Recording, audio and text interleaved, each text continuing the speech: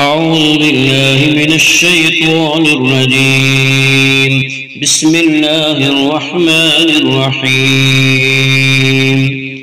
ألف لام ميم. الله لا إله إلا هو الحي القيوم. نزل عليك الكتاب بالحق مصدقا لما بين يديه وأنزل التوراة والإنجيل من قبل هدى للناس وأنزل الفرقان. إن الذين كفروا بآيات الله لهم عذاب شديد والله عزيز ذو انتقام. إن الله لا يخفى عليه شيء في الأرض ولا في السماء. هو الذي يصبركم في الأرحام كيف يشاء. لا إله إلا هو العزيز الحكيم. هو الذي أنزل عليك الكتاب منه آيات محكمات هن أم الكتاب وأخر متشابهات. فأما الذين في قلوبهم زيغ فيتبعون ما تشابه منه ابتغاء الفتنة وابتغاء تأويله وما يعلم تأويله إلا الله. والراسخون في العلم يقولون آمنا به كل من عند ربنا وما يذكر إلا أولو الألباب.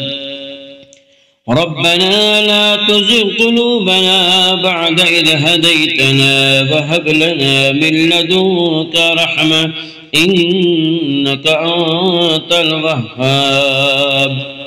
ربنا إنك جامع الناس ليوم لا ريب فيه إن الله لا يخلف الميعاد.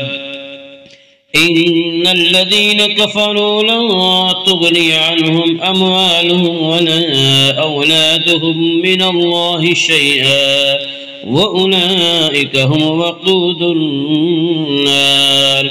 كداب آل فرعون والذين من قبلهم كذبوا بآياتنا فأخذهم الله بذنوبهم والله شديد العقاب.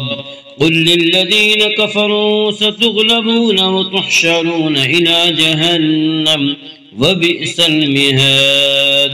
قد كان لكم آية في فئتين التقتا فئة تقاتل في سبيل الله وأخرى كافرة يرونهم مثليهم رأي العين والله يؤيد بنصره من يشاء. إن في ذلك لعبرة لأولي الأبصار. زين للناس حب الشهوات من النساء والبنين والقناطير المقنطرة من الذهب والفضة والخيل المصطنعة والأنعام والحرث ذلك متاع الحياة الدنيا والله عنده حسن المآب.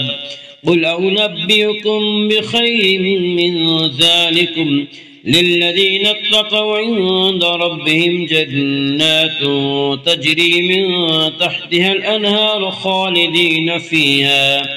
خالدين فيها وأزواج مطهرة ورضوان من الله والله بصير بالعباد.